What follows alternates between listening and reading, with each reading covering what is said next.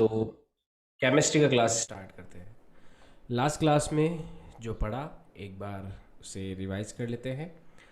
तो last class में मैंने आपको बताया कि इस तरह से अपन एक तो मैंने जो रदरफोर्ड मॉडल है उसके ड्रॉबैक्स बताए कि पहला ड्रॉबैक था कि मैक्सवेल ने बोला था कि जो चार्ज पार्टिकल है वो एक्सेलरेट जब होता है तो रेडिएशन से मीट करता है, तो इलेक्ट्रॉन भी रेडिएशन मीट करेगा और एक समय ऐसा आएगा जब वो न्यूक्लियस में जाके समा जाएगा। और इस हिसाब से तो इलेक्ट्रॉन और न्यूक्लियस जो है कभी भी अलग अलग रहेंगे नहीं, और अलग अलग नहीं रहेंगे तो एटम तो एग्जिस्ट ही नहीं करना चाहिए। तो इस बात का जवाब रदरफोर्ड के पास में नहीं था। इसके बाद में एक हाइड्रोजन स्पेक्ट्रम नाम का एक एक्सपेरिमेंट हुआ था जिसे भी रदरफोर्ड का मॉडल नहीं समझा पा रहा था। तो ये दो ड्रॉबैक थे। इसके बाद में अगला मॉडल हम पढ़ें उससे पहले मैंने आपको बताया कि अपन कुछ टर्म्स के बारे में, टर्मिनोलॉजी जो फ्रिक्वेंटली अपन केमिस्ट्री में यूज़ करते हैं एटम के लिए, उसके बारे में बात करते हैं। तो मैंने बताया आपको कि एक साइज़ का एटम क्या होता है, न्यूक्लियस का साइज़ क्या होता है ना, एटॉमिक नंबर क्या होता है। एटॉमिक नंबर होता है कि किसी भी एटम के अंदर जो नंबर ऑफ प्रोटॉन्स होते हैं वो उसका एटॉमिक नंबर होता है, जेड से डिनोट करते हैं। मास नंबर जो होता है वो number of proton plus number of neutron से आता है। फिर हाइड्रोजन एटम के अंदर कोई न्यूट्रॉन नहीं होता है ना। हीलियम में दो प्रोटॉन दो न्यूट्रॉन होते हैं और मास नंबर इसका 4 हो जाता है। और किसी भी एटम को अगर रिप्रेजेंट करना है उसके एटॉमिक नंबर और मास नंबर के साथ, तो उसका जो सिंबल है उसके नीचे तो एटॉमिक नंबर आता है और उसके ऊपर मास नंबर आ जाता है। सोडियम का लास्ट में एग्जाम्पल लिया। तो यहाँ तक हमने लास्ट क्लास में सीखा था। अब यहाँ से आगे अपन सीखेंगे एटम्स के लिए। तो नेक्स्ट लेते हैं एटम्स के लिए कुछ टर्मिनोलॉजीज और। तो नेक्स्ट टर्मिनोलॉजी है आइसो बार। नेक्स्ट सीखते हैं आइसो बार क्या होते हैं, आइसोटोन्स क्या होते हैं, आइसो इलेक्ट्रॉनिक्स क्या होते हैं। तो उनके बारे में अब आगे सीखेंगे। तो नेक्स्ट लेते हैं आइसो बार क्या होते हैं। आइसो बार, आइसो बार को हिंदी में बोलते हैं समस्थानिक। समस्थानिक, सॉरी आइसोटोप लेते हैं सबसे पहले। आइसोटोप, आइसो बार नहीं। आइस आइसोटोप्स, आइसोटोप्स, समस्थानिक, इसके बारे में बात करते हैं। समस्थानिक तो आइसोटोप्स, आइसोटोप्स क्या होते हैं, समस्थानिक क्या होते हैं, कोई बता सकता है क्या होते हैं isotopes? Anybody can tell me? कोई भी क्या बता सकता है समस्थानिक क्या होते हैं, आइसोटोप्स क्या होते हैं? किसी को बताओ, पहले आपने पढ़ा हो कहीं पे भी तो यू कैन टेल मी, बताओ।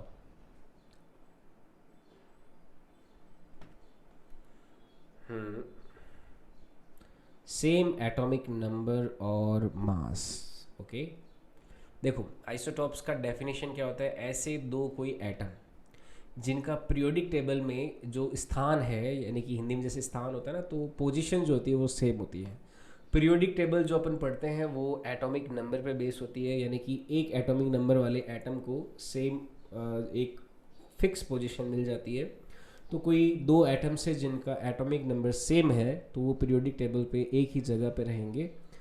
तो आइसोटॉप को एक्चुअल में कैसे डिफाइन करते हैं कि द जो एटम्स, जिसके एलिमेंट्स होते हैं वो न्यूट्रॉन अलग अलग होते हैं। जिसके, ओके, अच्छा देखो आइसोटोप को कैसे डिफाइन करते हैं, ध्यान से समझना। ऐसे दो एटम जिनमें नंबर ऑफ प्रोटॉन्स या फिर जिनका एटॉमिक नंबर सेम होता है लेकिन जिनका मास नंबर डिफरेंट होता है। तो atoms which have same same atomic number तो सेम होता है, same atomic number but different mass number, but different mass number are called isotopes। तो ऐसे एटम्स जिनका एटॉमिक नंबर तो सेम होता है लेकिन मास नंबर डिफरेंट होता है उनको आइसोटोप बोलते हैं। तो ऐसे परमाणु, हिंदी में लिख लेंगे, ऐसे परमाणु जिनका जिनमें प्रोटोनों समान होते हैं या फिर एटॉमिक नंबर परमाणु क्रमांक समान होता है, जिनका परमाणु क्रमांक समान परंतु द्रव्यमान संख्या अलग अलग, परंतु द्रव्यमान संख्या अलग अलग होती है, अलग अलग होती है। ठीक है, मास नंबर डिफरेंट होता है लेकिन एटॉमिक नंबर सेम होता है लेकिन मास नंबर डिफरेंट होता है। एग्जाम्पल के देखो, कार्बन के जैसे 6C12 होता है कार्बन में, तो 6 एटॉमिक नंबर होता है कार्बन का और 12 इसका मास नंबर होता है। तो एक और भी होता है 6C13 भी होता है, यानी कि कार्बन ऐसा नहीं है कि कार्बन केवल 6C12 वाले आइसोटोप में ही पाया जाए, ये 6C13 या फिर 6C14 वाले आइसोटोप में भी मिलता है। तो ये तीनों एक दूसरे के क्या आइसोटोप है। यहाँ पे इसमें 12 इसका मास नंबर, इसमें 13 है कार्बन का मास नंबर और इसमें 14 है कार्बन का मास नंबर। देखो, अगर मैं इलेक्ट्रॉन, प्रोटॉन और न्यूट्रॉन के अगर बात करूँ तो नंबर ऑफ़ प्रोटॉन लेते हैं, नंबर ऑफ़ इलेक्ट्रॉन लेते हैं और नंबर ऑफ़ न्यूट्रॉन लेते हैं इन तीनों में। तो अगर ध्यान से देखें तो इसमें 6 प्रोटॉन है, 6 ही इलेक्ट्रॉन है और 6 ही न्यूट्रॉन है इस वाले केस में।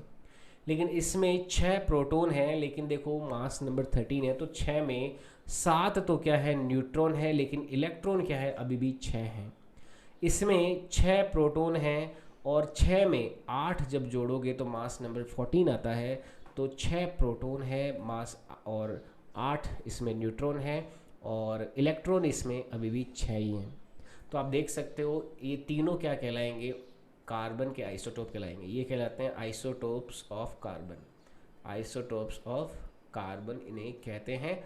और इनमें क्या खासियत है, इन तीनों में जो एटॉमिक नंबर है वो सेम है लेकिन मास नंबर आप देख सकते हो, मास नंबर देखिए, इसका तो 12 है, इसका 13 है और इसका 14 है ना।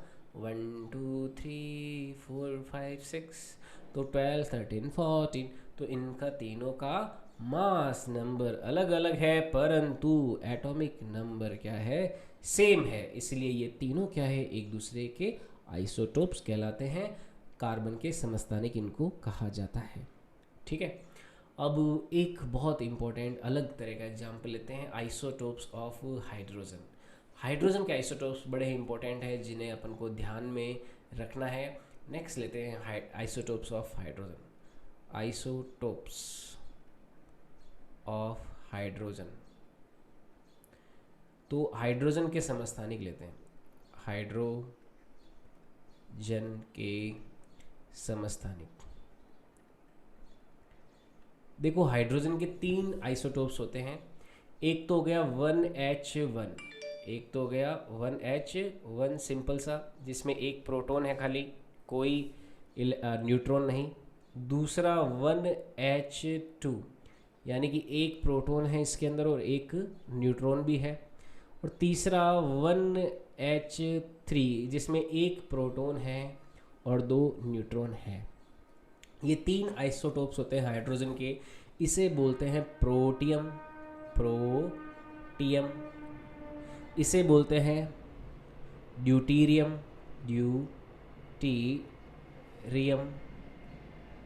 और इसे बोलते हैं ट्राइटियम, ट्राइटियम। ये 3 आइसोटोप्स होते हैं हाइड्रोजन के, प्रोटियम, ड्यूटीरियम, टाइट्रियम। ठीक है, ट्राइटियम। तो ये 3 आइसोटोप के हाइड्रोजन होते हैं और इसमें जो नंबर ऑफ़ प्रोटॉन है वो तो 1 है, नंबर ऑफ़ न्यूट्रॉन इसमें 0 है। इसमें नंबर ऑफ़ प्रोटॉन 1 है और नंबर ऑफ़ न्यूट्रॉन भी क्या है, 1 है। इसमें नंबर ऑफ़ प्रोटॉन 1 है और नंबर ऑफ़ न्यूट्रॉन 2 है। अब आप बोलोगे कि सर जब भी आप हाइड्रोजन पढ़ाते हो आप तो 1H1 ही लिखते हो, आप 1H2 1H3 ये क्यों नहीं लिखते हो? जब भी अपन हाइड्रोजन की बात करते हैं तो 1H1 ही लिखते हैं कि भाई एक ही प्रोटॉन है, न्यूट्रॉन नहीं है। तो देखो बच्चों, ये बात ध्यान में रखना कि अलग अलग आइसोटोप्स जो है नेचर में पाए जाते हैं। ये तीनों आइसोटोप्स जो है नेचर में पाए जाते हैं। प्रोटियम भी मिलते हैं, ड्यूटीरियम भी मिलता है, ट्राइटियम भी मिलता है। लेकिन प्रोटियम का जो परसेंटेज होता है, जो अमाउंट होता है, वो बहुत बहुत बहुत ज़्यादा होता है। जो 1H वाला जो होता है, लगभग 99% जो है, 99.9% इवन इतना जो है ये नेचर में 1H1 मिलता है। 0.1% कोई आपका मिल जाएगा आपको ड्यूटेरियम, और 0.00 कोई 1% जो है वो ट्राइटियम नेचर में पाया जाता है। तो इन दोनों का अमाउंट नेचर में बहुत ज़्यादा कम होता है, ये नेचर में बहुत ज़्यादा मिलता है, इसलिए हम प्रोटियम को बार बार इन्हीं को ही लेते हैं। ठीक है, सेकेंड आइसोटोप में यू नहीं आएगा। क्या यू कौन सा?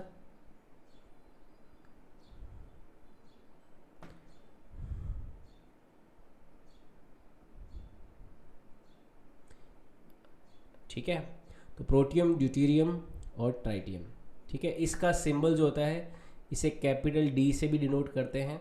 और जैसे हाइड्रोजन अगर हो तो हाइड्रोजन से तो वाटर जो बनता है इसको तो सिंपल वाटर बोलते हैं, और यहाँ पे जो ड्यूटेरियम से D2O बनता है इसको हैवी वाटर भी बोलते हैं, हैवी वाटर बोलते हैं, भारी जल बोलते हैं। ये जीके का क्वेश्चन है, आप ध्यान रखना, भारी जल।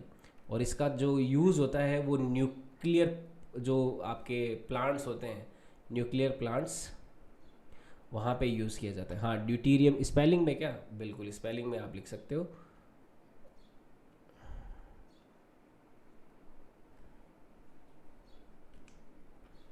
हाँ, स्पेलिंग में लिख दो भले EU,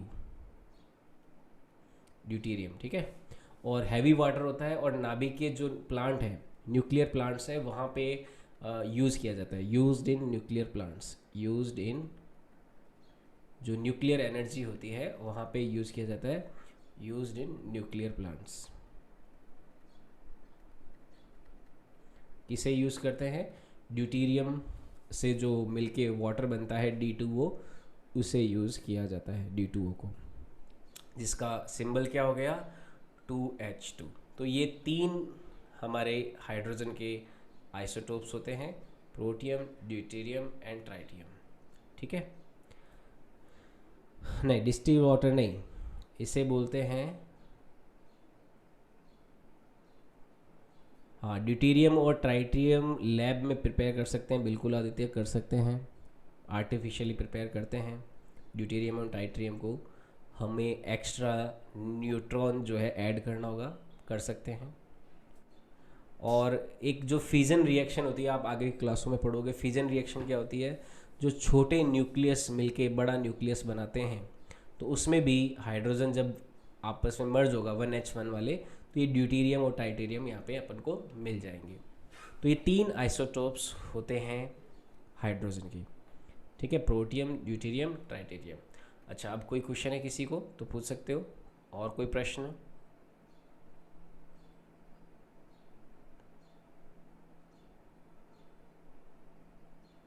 एनी और कोई प्रश्न, कोई क्वेश्चन? ठीक है, तो ये होते हैं आइसोटोप्स। आइसोटोप के बारे में क्लियर है? आइसोटोप्स जिनके atomic number same but mass number different होता है। अब देखो इसका मतलब क्या हो गया? एटॉमिक नंबर सेम होने का मतलब क्या हो गया? Same protons but same number of protons होते हैं, सेम नंबर ऑफ प्रोटॉन्स होते हैं किसमें? आइसोटोप्स में, but different number of neutrons होते हैं, है ना? डिफरेंट नंबर ऑफ न्यूट्रॉन्स होते हैं किसमें? आइसोटोप्स के लिए। समान संख्या में प्रोटॉन होते हैं, परंतु न्यूट्रॉनों की संख्या यहाँ पे क्या होती है? अलग अलग होती है। किस केस में? आइसोटोप्स में। आई बात समझ में? अब आगे लेते हैं, नेक्स्ट अपन सीखते हैं आइसोबार। आइसोबार, आइसोबार को हिंदी में बोलते हैं समभारिक, समभारिक। ठीक है, तो आइसोबार क्या होते हैं, समभारी क्या होते हैं, हिंदी में तो समझ में आ जाता है आइसोबार्स के लिए कि जिनका मास जो है वो सेम हो, लेकिन हाँ कार्बन के आइसोटोप के अलग नाम नहीं होते। नहीं, कार्बन के आइसोटोप के अलग नाम नहीं लेते हैं अपन, केवल इसी में लेते हैं हाइड्रोजन के आइसोटोप्स के, क्योंकि ये बड़ा इंपॉर्टेंट है, इसलिए अपन इसका अलग से नाम रखते हैं। तो आइसोबार्स क्या होते हैं? जैसा कि नाम से पता चल रहा है, इनका मास क्या होगा, सेम होगा। तो isobars the atoms which have same mass number, the atoms having same mass number, same mass number. तो ऐसे एटम जिनका मास नंबर सेम होता है but different atomic number, but different atomic number are called isobars, और called isobars, है ना। जैसे chocobar खाते हो आप लोग, चोको की जगह आ गए यहाँ पे आइसो, तो ये बन गया आइसोबार। तो सेम मास नंबर होना चाहिए लेकिन एटॉमिक नंबर डिफरेंट है, ऐसे एटम्स क्या कहलाते हैं, आइसोबार्स कहलाते हैं। तो यहाँ पे हो जाएगा वे परमाणु जिनमें समान द्रव्यमान संख्या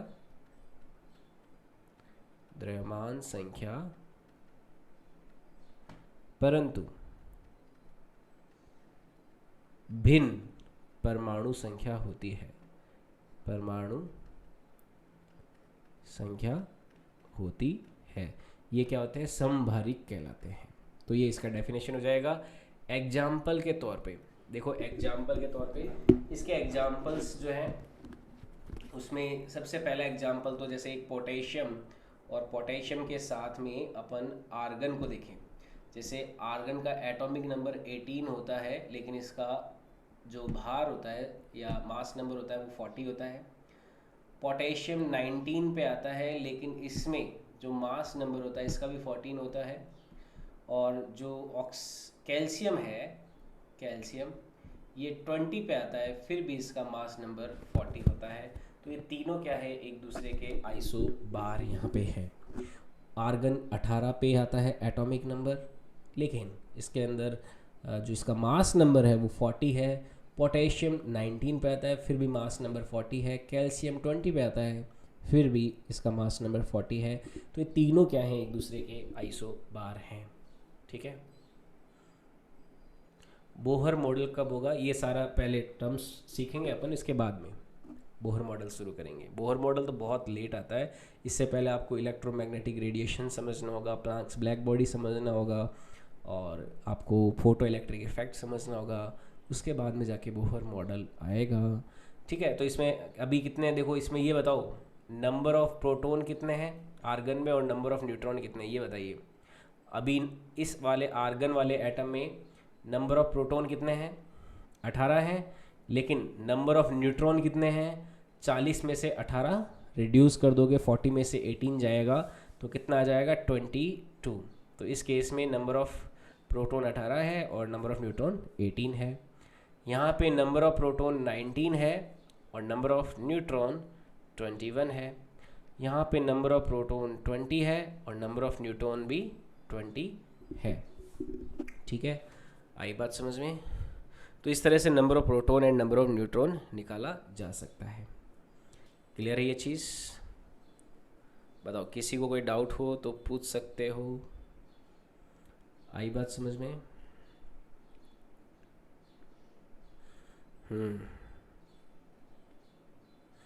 ये होते हैं आइसोबार्स। अब नेक्स्ट लेते हैं isotones. Isotones, next definition isotones. Isotones क्या होते हैं, इनको बोलते हैं सम न्यूट्रॉनिक। जैसा कि नाम से पता चलता है, atoms having same number of neutrons, atoms having same number of neutrons. तो ऐसे एटम जिसमें सेम नंबर ऑफ न्यूट्रॉन्स होते हैं वो क्या कहलाते हैं, आइसोटोन्स कहलाते हैं, ठीक है। वह वे परमाणु जिनमें समान संख्या में न्यूट्रॉन होते हैं, है ना, सेम नंबर ऑफ न्यूट्रॉन्स होते हैं, वे आइसोटोन्स होते हैं। जैसे एग्जाम्पल के तौर पे जैसे 6C14 है, एक तो हो गया 6C14, कार्बन का मैंने 14 वाला आइसोटोप ले लिया, और मैं नेक्स्ट ले रहा हूँ का नाइट्रोजन का 15 वाला आइसोटोप 7N15, ठीक है। और नेक्स्ट ले रहे हैं हम 8O16। तो ये तीनों अगर मैं देखूँ, इन तीनों में अगर मैं number of proton number of neutron की बात करूँ, तो नंबर ऑफ़ प्रोटॉन और नंबर ऑफ़ न्यूट्रॉन निकालते हैं तो नंबर ऑफ़ प्रोटॉन कितने हो जाएंगे और नंबर ऑफ़ न्यूट्रॉन कितने हो जाएंगे, फटाफट बताइए। हाँ, कार्बन में नंबर ऑफ़ प्रोटॉन कितने हैं, नंबर ऑफ़ न्यूट्रॉन कितने हैं, फटाफट बताइए। कितने नंबर ऑफ़ प्रोटॉन हैं, कितने न्यूट्रॉन हैं कार्बन में और नाइट्रोजन ऑक्सीजन में, सभी लोग कैलकुलेट करेंगे, बताइए। निकाल सकते हो, इसमें कोई दिक्कत नहीं है। Number of proton number of neutrons बताओ, कार्बन में कितने प्रोटॉन हैं और कितने न्यूट्रॉन हैं इस वाले केस में, नाइट्रोजन के केस में कितने प्रोटॉन हैं कितने न्यूट्रॉन हैं, सभी बताएंगे।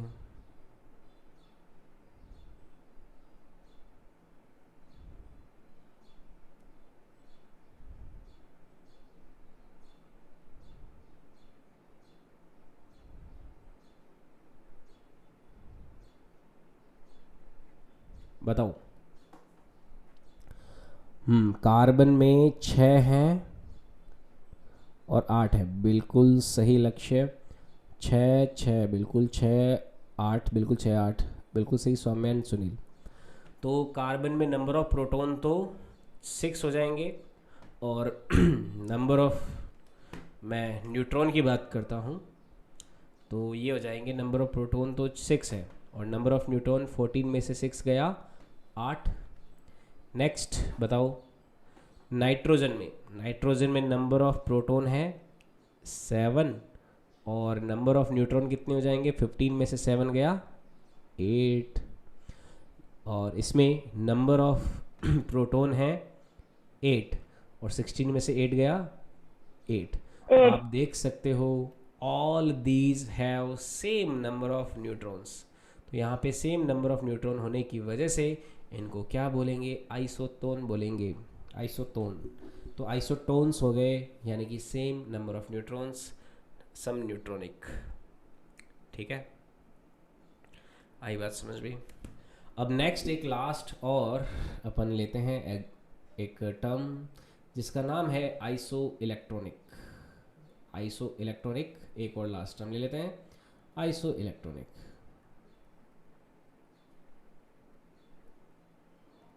आइसो इलेक्ट्रॉनिक हिंदी में बोलेंगे सम इलेक्ट्रॉनिक, सम इलेक्ट्रॉनिक। जैसा कि नाम से पता चलता है, ऐसे एटम जिनमें सेम नंबर ऑफ इलेक्ट्रॉन्स हो, atoms having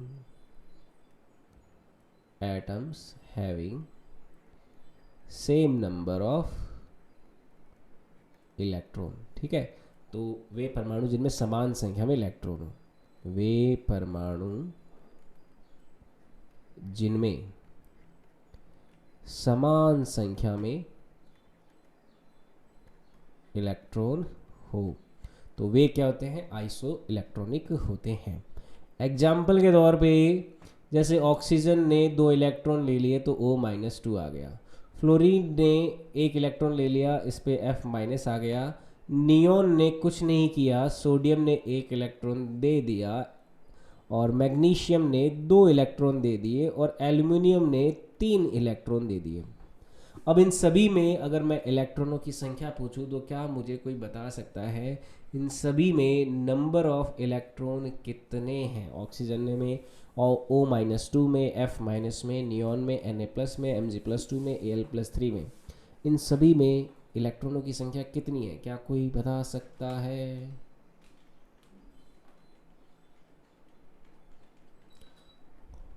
how many electrons are there in these species? बिल्कुल सही सुनील एंड रंजीत, बहुत बढ़िया। कितने इलेक्ट्रॉन है बाकी भी बताइए कोई। आदित्य बिल्कुल सही। तो इन सभी में कितने हैं? 10 इलेक्ट्रॉन हैं। देखो ऑक्सीजन 8 पे आता है लेकिन 2 इलेक्ट्रॉन और ले लिया तो इसमें भी 10 हो गए, इसमें भी 10 हो गए, क्योंकि ये 9 पे आता है। तो 9 इलेक्ट्रॉन तो तब होते हैं जब इस पर कोई चार्ज नहीं होता, पर एक ले लिया है और एक्स्ट्रा, तो 10 इलेक्ट्रॉन हो गए। नियॉन में तो बाय डिफ़ॉल्ट 10 होते हैं, सोडियम में 11 होते हैं पर एक छोड़ दिया तो 10 हो गए, Mg में 12 होते हैं पर एक छोड़ दिया तो 10 हो गए, एल्युमिनियम में 13 होते हैं पर 3 छोड़ दिए तो 10 हो गए। तो सभी में इलेक्ट्रॉन कितने हो गए? 10-10 हो गए सर, 10-10 हो गए। तो 10-10 होने की वजह से these all are isoelectronic. तो ये सारे क्या हो गए? आइसो इलेक्ट्रॉनिक कहलाएंगे एक दूसरे के लिए, क्योंकि इनमें सेम नंबर ऑफ इलेक्ट्रॉन्स हैं। ओके, आई बात समझ में? सेम नंबर ऑफ इलेक्ट्रॉन्स हैं इसमें। चलो एक एनसीईआरटी का क्वेश्चन ले लेते हैं। Calculate the number of protons and neutrons and electrons in 35 BR80। एक एनसीईआरटी का क्वेश्चन है, उसे करिए आप solve. Question from NCERT. NCERT question है कि ये जो आपका आपका एटम दे रखा है 35 BR40 सॉरी 80। तो इसमें आपको निकालने हैं calculate number of protons, number of neutrons और नंबर ऑफ इलेक्ट्रॉन्स। तो इसमें नंबर ऑफ प्रोटॉन, न्यूट्रॉन और इलेक्ट्रॉन कितने? फटाफट बताइए आंसर इसका क्या होगा।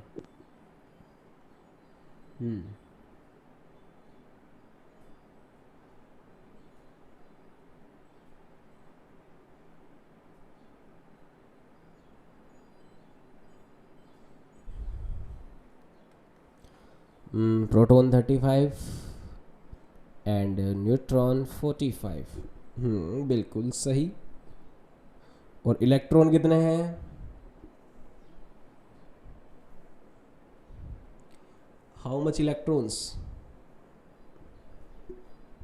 Are there? इलेक्ट्रॉन 4 हैं। 35 है, बिल्कुल सही।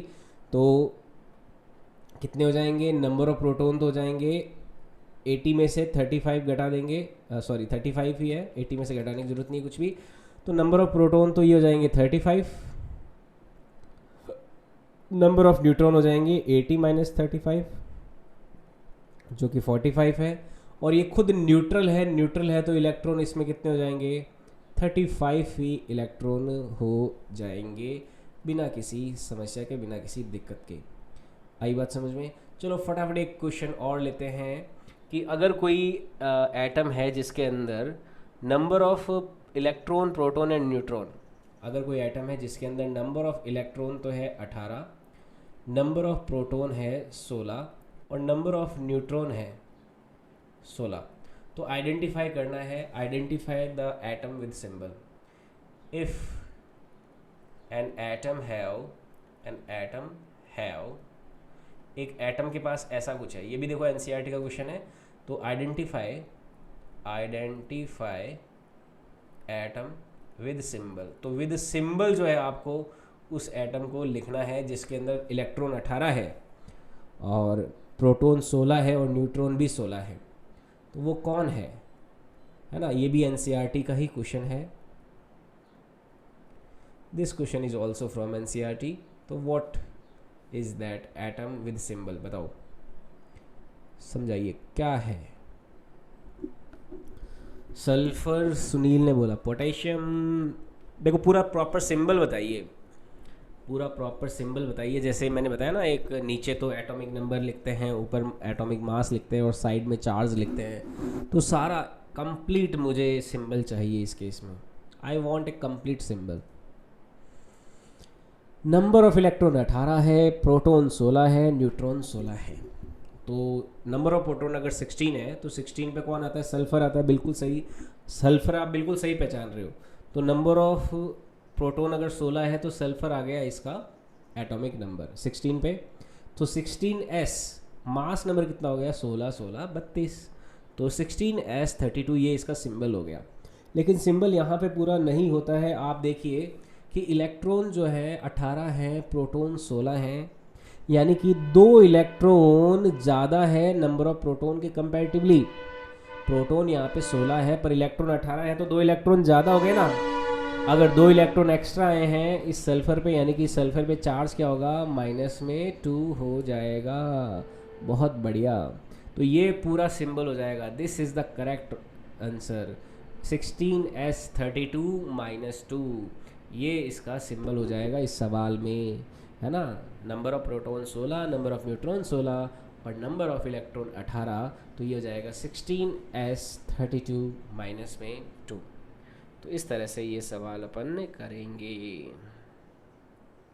आई बात समझ में? ओके, क्लियर है? और बताओ, और किसी को कोई डाउट यहाँ तक? I hope everything is clear. Atomic table याद नहीं थी, एटॉमिक टेबल को याद करो, फटाफट याद करो। वैसे अपन इलेक्ट्रॉनिक कॉन्फ़िगरेशन जब भरेंगे तो एटॉमिक टेबल आपको याद करनी है। इसके बाद में पीरियोडिक टेबल भी एक चैप्टर होता है, वहाँ पे भी अपन को सीक्वेंस याद करनी होती है ना, तो याद रखना। ओके, चलो आगे लेते हैं।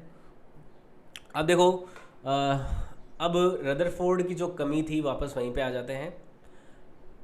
30 तक याद कर लो आप, 30 तक याद कर लीजिए। जो आपकी सीक्वेंस है ना, 30 तक आपको याद करना चाहिए। जैसे 30 पे आता है आपका जिंक, और 1 से हाइड्रोजन से शुरू होता है ना, हाइड्रोजन से जिंक तक, है ना। 1 से लेके 30 तक आपको 30 तक याद रहना चाहिए। अगर 30 तक याद रहता है तो आपको बढ़िया रहेगा, आप केमिस्ट्री में अटकोगे नहीं। ठीक है, 20 तक तो याद रहता ही है वैसे भी, है ना। Hydrogen, helium, lithium, beryllium, boron, carbon, nitrogen, oxygen, fluorine, neon, sodium, magnesium, aluminium, silicon, phosphorus, sulphur, chlorine, argon, potassium, calcium, ये तो 20 तक हो गया। फिर scandium, titanium, vanadium, chromium, manganese, iron, cobalt, nickel, copper, zinc, तो ये पूरा 30 तक सीरीज हो जाता है। तो 30 तक आपको पूरा याद रखना है, ठीक है। अब देखो, मैं वापस आता हूँ रदरफोर्ड की मॉडल की कमी पे। रदरफोर्ड के मॉडल की कमी क्या थी?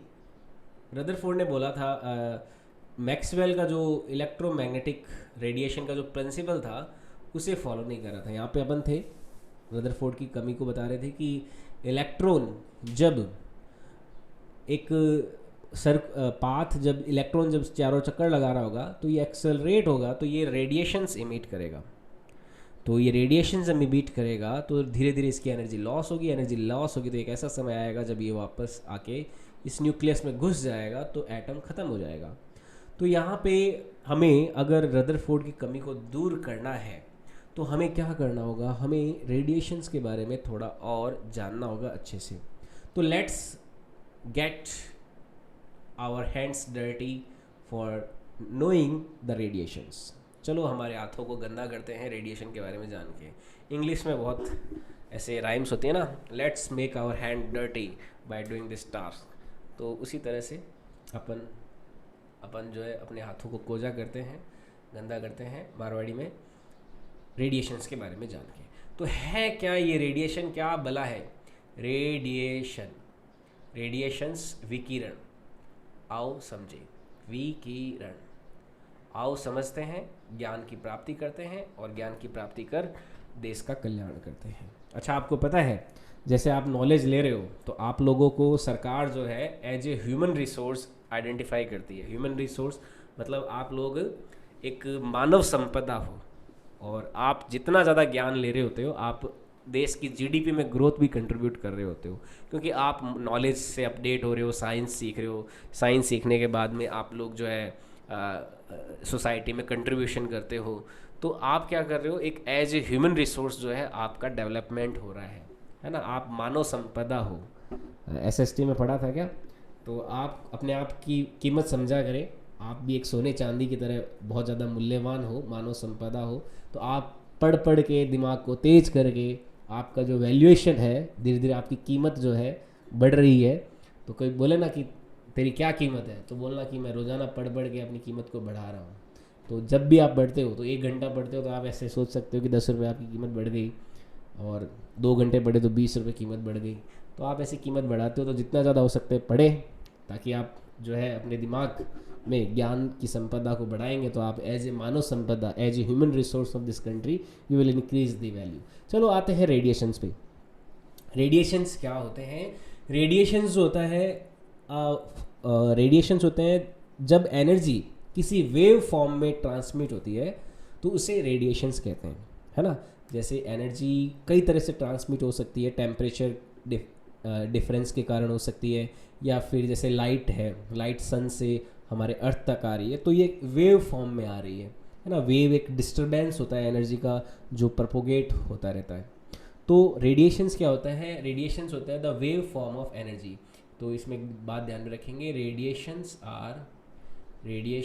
आर वेव फॉर्म या फिर इलेक्ट्रोमैग्नेटिक वेव फॉर्म। इलेक्ट्रोमैग्नेटिक, यहाँ पे एक वर्ड मैं यूज़ कर रहा हूँ, electromagnetic wave form of energy. तो जो ऊर्जा है उसका स्थिर विद्युत जो रूप है, इलेक्ट्रोमैग्नेटिक जो फॉर्म है, वो रेडिएशंस होता है। ठीक है, तो हिंदी में इसमें ध्यान रखना, विकिरण ऊर्जा का विद्युत चुंबकीय तरंग रूप है। तो क्या है ये, रेडिएशंस है, electromagnetic wave form of energy. अब हमारा जो नेक्स्ट काम होगा यही इलेक्ट्रोमैग्नेटिक जो वेव होती है उसे ही समझना होगा। तो इलेक्ट्रोमैग्नेटिक वेव क्या होती है, इसको शॉर्ट में EMB बोला जाता है। क्या बोलते हैं इसको, EMB बोलते हैं, शॉर्ट में EM। इलेक्ट्रोमैग्नेटिक, E से तो आया इलेक्ट्रो, M से आया M, मैग्नेटिक। तो इलेक्ट्रोमैग्नेटिक रेडिएशंस क्या होती है, ऐसी वेव्स जो इलेक्ट्रिक फील्ड और मैग्नेटिक फील्ड के ऑसिलेशन से मिलके बनी होती है। तो इलेक्ट्रोमैग्नेटिक वेव क्या होती है, इलेक्ट्रोमैग्नेटिक वेव, इसको मैं आगे EM वेव बोलूँगा, ध्यान रखना क्योंकि बहुत बड़ा हो जाता है लिखने के लिए। Electromagnetic wave are formed by electric and magnetic field oscillations.